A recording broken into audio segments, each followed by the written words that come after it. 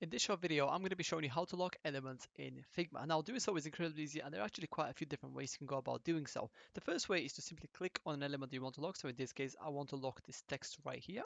Right click, and then look for lock/unlock, or the Control Shift and L, which is for the shortcut for this feature.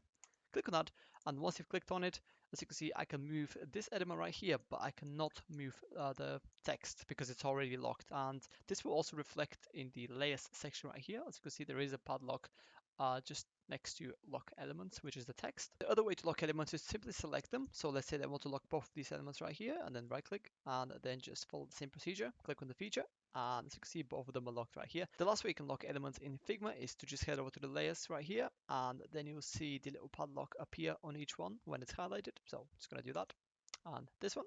And as you can see, they are now locked, and I can't move them until I obviously unlock them. And yeah, that's pretty much everything you need to know regarding locking elements and layers in Figma. If you have any questions, please let me know down in the comments below, and I will be more than happy to answer them.